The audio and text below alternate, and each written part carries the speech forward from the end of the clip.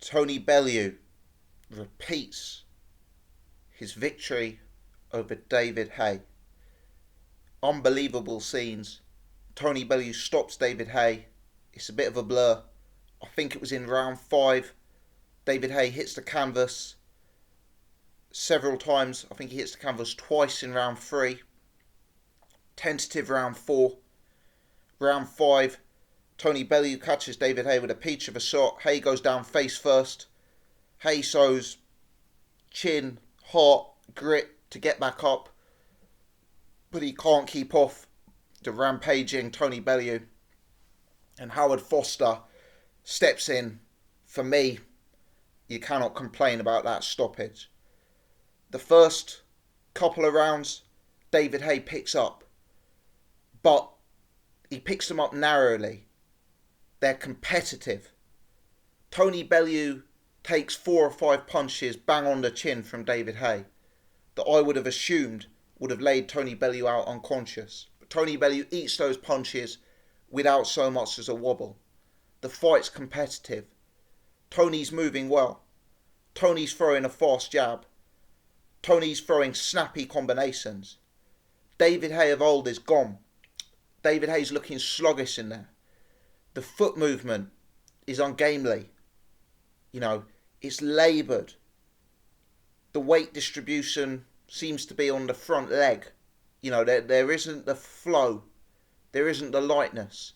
He looked in excellent shape in the weigh-in. Seeing him there in the ring, his upper body still looked a bit heavy for me. It still looked a bit rigid for me. The timing still wasn't quite there. After 2 rounds of this fight, I thought David Haye is possibly on course to winning this fight. But certainly the David Haye of old is no more. Tony Bellew comes into the fight in earnest in the 3rd round. He's landing some snappy punches. Haye, Bellew, both of them, to be honest, look like they're starting to tire ever so slightly as early as the 3rd and 4th rounds. Bellew catches Haye clean and Haye goes down. Unclear to me whether Haye going down has re-aggravated some sort of injury onto Haye's ankle, Haye's Achilles, the textbook of David Haye injuries. David Haye does have a bit of a habit of when he goes down, he kind of goes down in a crouched position. Long-time David Haye fans even remember back to that John Mark Mormec fight. You see him how he sinks to the ground in the corner. He kind of just sinks. He doesn't fall over. He doesn't go down. He kind of just crouches down. And I wonder if that's put some sort of unnecessary pressure on his Achilles, on his ankles, whatever it is. But Haye gets back up. At first, I wasn't sure whether he had some sort of aggravated injury or if his legs just weren't steady under him because, he'd taken a big shot from Bellew.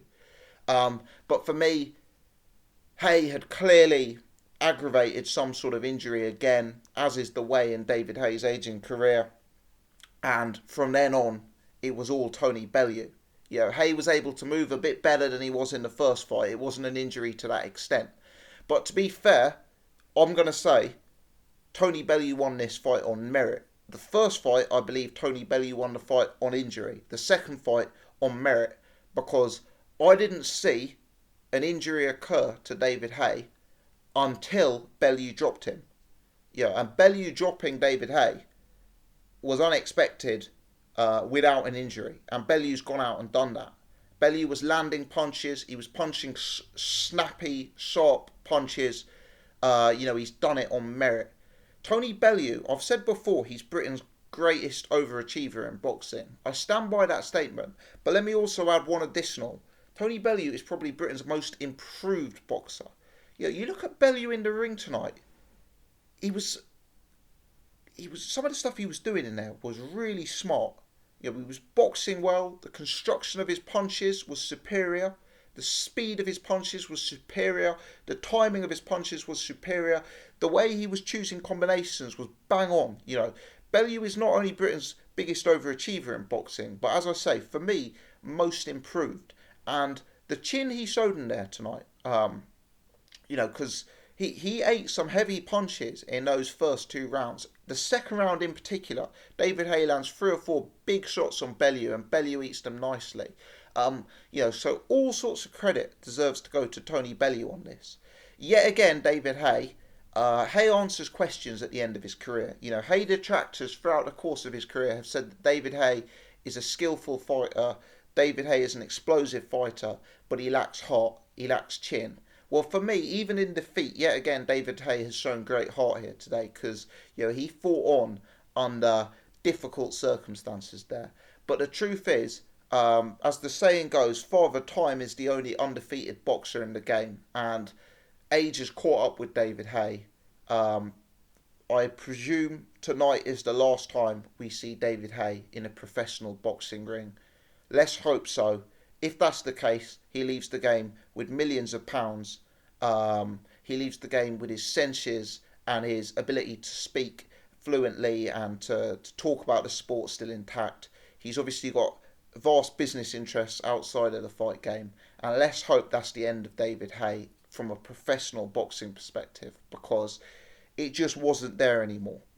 And even if he'd flukily beaten Tony Bellew tonight, we'd still be saying it wasn't there anymore. The David Haye of old, unfortunately for all Haye fans like myself, now is the time to acknowledge that David Haye is finally leaving the sport at this sort of level. David Haye is not the kind of fighter who's going to want to come back and fight for a British title. The level of the sport that this guy has got to, he's above and beyond that, and he doesn't have it at this sort of level.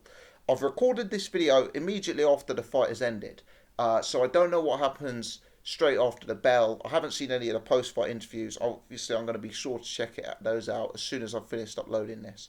But what can I say? Credit goes to Tony Bellew. Ever since I started this YouTube channel, Tony Bellew is the fighter who I have got wrong the most regularly. I could probably give you half a dozen occasions where I have incorrectly predicted the result of a Tony Bellew fight. Now, my predictions are usually pretty average anyway. You guys know that. But Tony Bellew is the single biggest boxer who has made me look like a fool time and time again. And, David Haye is probably the single biggest boxer for having injury controversies, pullouts, dramas, etc. So, maybe I should have known better. Maybe going into this fight, I should have seen the error of my ways and gone for Bellew to win the fight as opposed to David Haye. But what can I say? Credit goes to Tony Bellew. It was an entertaining and tense fight when it lasted, and it is what it is. Let me know your thoughts in the comment section below. As always, appreciate you guys tuning into the channel. Thanks for watching. Please hit the thumbs up. Please subscribe. Cheers.